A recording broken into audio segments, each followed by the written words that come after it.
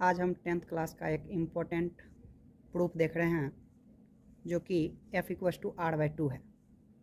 10th class में हर एक वर्ष पूछा जाता है, वैसे भी आप लोग को पता ही होंगे। तो देखिए, relation between focal length and radius of curvature, और आज देख रहे हैं कनकेव मिरर में। इसमें ज़्यादा कुछ भी नहीं होता है। सबसे पहले एक आपको दर्पण मानने के लिए पड़ेगा, जो कि आप देख ही रहे हैं, M और N एक दर्पण है। तो मान लिए, माना एक अवतल दर्पण में जिसका ध्रुव P है, ठीक है, P ध्रुव है। अब देखिए, PF जानते ही होंगे, PF क्या होते हैं, फोकस, ठीक, और PC वक्रता त्रिज्या, ठीक है।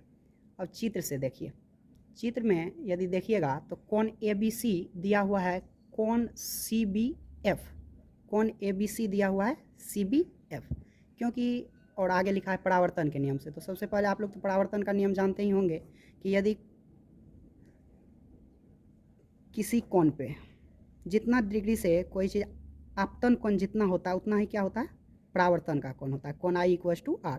तो वही नियम है यहाँ से, कोण ABC = कोण BCF, ठीक है। अब आगे देखिए, चूंकि AB पैरेलल है BC, AB पैरेलल है किसका, BC का, AB पैरेलल है PC नहीं, BC नहीं, PC, ठीक है। तो देखिए, पैरेलल यदि दो चीज़ होते हैं तो यदि एंगल को आप अच्छे से देखिएगा तो एकांतर कोण के नाते यहाँ का जो कोण होगा वही कोण आपका यहाँ का भी होगा, ठीक है। कोण देख सकते हैं। तो उसी तरह से यहाँ जो कोण I है वो किसके इक्वल हो जाएगा, C के इक्वल। और एक बात तो अभी आप जानबे किए कि परावर्तन के नियम से कोण I भी R के इक्वल होता है। तो इस तरह से देखिए, एंगल ABC किसके इक्वल यहाँ से हो गया, BCF के, ABC इक्वल हो गया BCF के एकांतर कोण के नाते। तब समीकरण फर्स्ट और समीकरण 2 मान लिए थे। तो समीकरण और फर्स्ट और 2 को एक जगह जब किए तो देखिए, ABC बराबर क्या, कौन था, CBF। तो यहाँ से कोण CBF = क्या हो गया, BCF। ABC को सोचिए, एक जगह कर दिए दोनों के मान को, कोण का, CBF = BCF, ठीक है। अब देखिए, अब यहाँ पे एक त्रिभुज भी यदि आप अच्छे से देखिएगा तो एक त्रिभुज भी बन रहा है। कौन त्रिभुज, त्रिभुज BCF, ठीक है, त्रिभुज BCF। देखें तो अब BCF में यदि एक चीज़ नोटिस कीजिएगा तो कोण E और E दोनों क्या था, सेम था। कोण I इसको भी मान लीजिएगा तो I R के इक्वल था। इस तरह से I और R ये दोनों कोण भी इक्वल था। तो यहाँ से यदि देखिए तो आप एक जानते होंगे प्रॉपर्टी, यदि बराबर कोण होता है तो सम्मुख भुजा भी क्या होता है, बराबर होता है। यदि दो ठो कोण बराबर तो उसका सम्मुख भुजा भी बराबर। उस तरह से इसका सम्मुख भुजा देखिए क्या हो गया, CF, इस कोण का सम्मुख भुजा हुआ CF, ठीक है। और इस कोण का सम्मुख भुजा देखिए, इस कोण का सम्मुख भुजा BF, दोनों क्या हो गया, इक्वल हो गया, ठीक है। इसको समीकरण मान लिए थर्ड। अब आगे बढ़िए, माना फिर से कि B और P के बहुत निकट है। B जो है P के बहुत निकट इसलिए है कि B और P जो आप किरण देख रहे हैं ये एक्चुअल में इतना बड़ा, इतना दूरी पे नहीं गिर रहा होगा, ये बहुत नज़दीक गिर रहा होगा।